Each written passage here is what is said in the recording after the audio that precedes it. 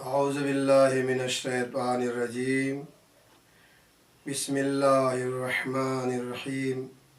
अल्हम्दुलिल्लाहि रब्बिल आलमीन व बिही नस्तईन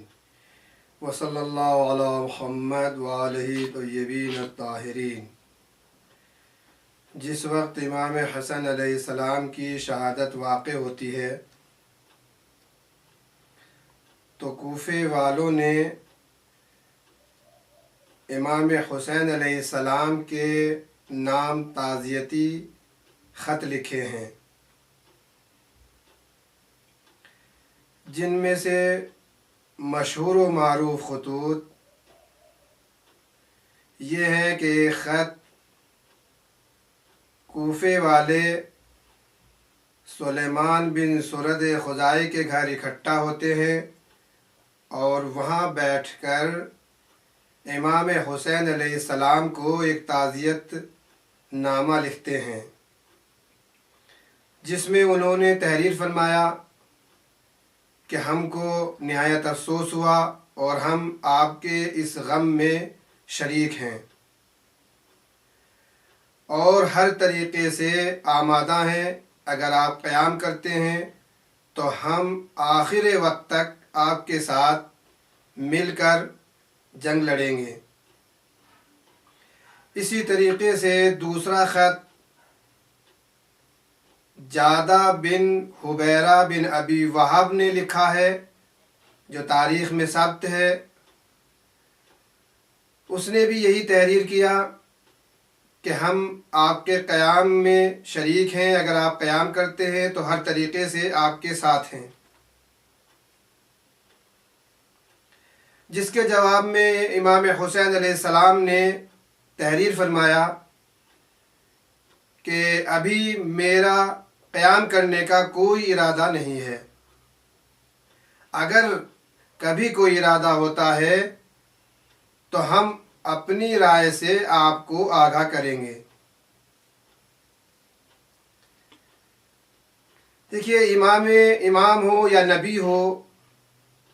वो कोई भी फ़ैसला बग़ैर अम्र इलाही के नहीं कर सकता। लोगों के जज्बात को देखकर कोई भी इमाम या नबी कोई फ़ैसला नहीं करता, अगरचे ऐसे मौक़ों पर लोगों के जज्बात के सामने और उनके जज्बात को देखते हुए किसी चीज़ से इनकार करना बहुत मुश्किल है। ये इमाम और नबी ही का करिश्मा है कि ऐसे मौके पर अपने चाहने वालों को वो मुतमईन कर देते हैं, जैसा कि इमाम हुसैन अलैहिस्सलाम ने या इमाम हसन अलैहिस्सलाम ने अपने चाहने वालों को मुतमईन किया।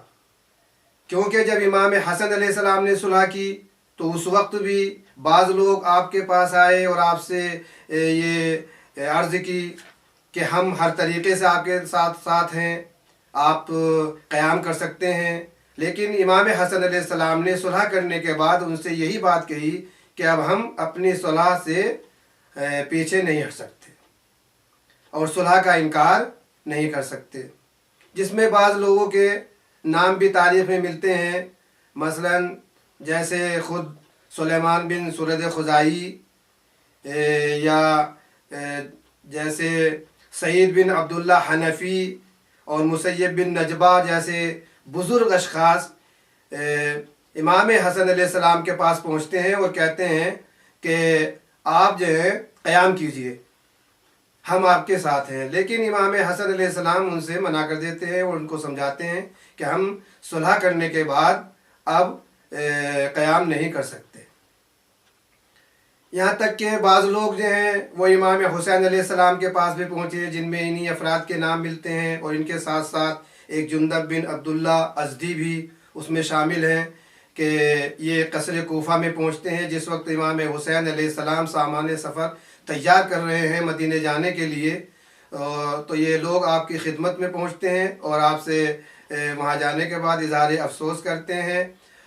लेकिन जब आपने इमाम हुसैन अलैहिस्सलाम ने इनके चेहरों पर गम के आसार देखे तो उनसे कहा कि आपको इस सुलह से घबराने की ज़रूरत नहीं है। मैंने भी अपने भाई इमाम हसन की इताअत की है। اور یہ امر الہی ہے، مصلحت الہی ہے، اور ہم کو چاہیے کہ ہم خداوند عالم کا جیسا حکم ہو، جیسی مصلحت ہو، اس پر عمل کریں۔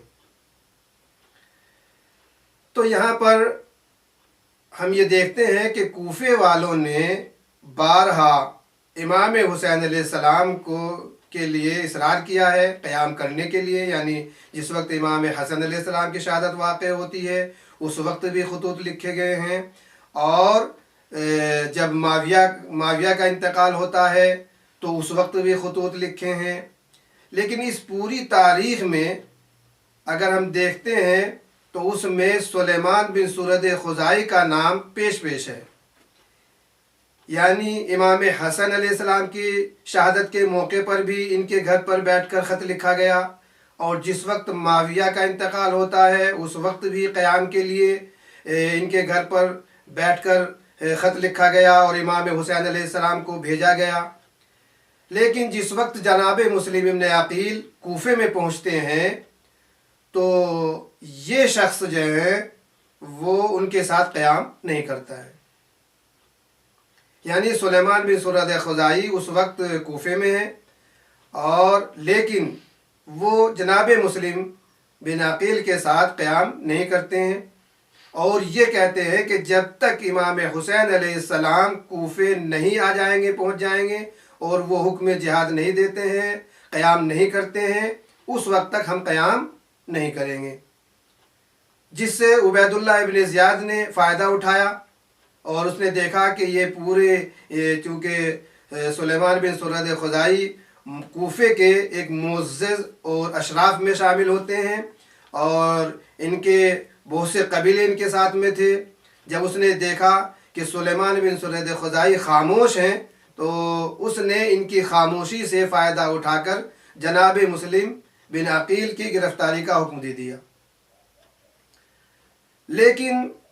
جو خاص چاہنے والے تھے، خاص شیعہ تھے، جیسے ہانی بن عروہ، وہ ان کی حمایت کرتے رہے، یہاں تک کہ ان کو شہید کر دیا گیا۔ تو مسئلہ ہمارے سامنے یہ آتا ہے کہ خاص شیعوں میں اور وہ شیعہ کہ جو جذباتی ہونے کے بعد کوئی اقدام کرتے ہیں، فرق ہے۔ اسی لیے امام حسین یا کوئی ائمہ یا نبی کوئی بھی فیصلہ لوگوں کے جذبات کو دیکھ کر نہیں کرتا ہے، بلکہ جیسے کہ ہم نے کہا ہے کہ امام یا نبی جب کوئی فیصلہ کرتا ہے تو اس میں مصلحت خداوندی شامل ہوتی ہے۔ مثلا امام حسن علیہ السلام نے صلح کی، امام حسین علیہ السلام نے قیام کیا، جنگ کی، دونوں میں مشیت الہی شامل ہے۔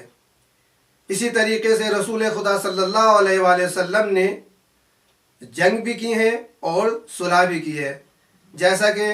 آپ کی مشہور صلح حدیبیہ ہے، جس میں ہم یہ بھی دیکھتے ہیں کہ خواہ امام و نبی صلح کرے یا جنگ کرے،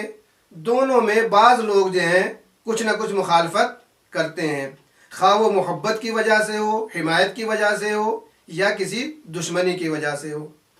یہاں پر بھی صلح حدیبیہ میں بعض لوگوں نے یہی اعتراض کیا اور یہاں تک کہہ دیا کہ ہم کو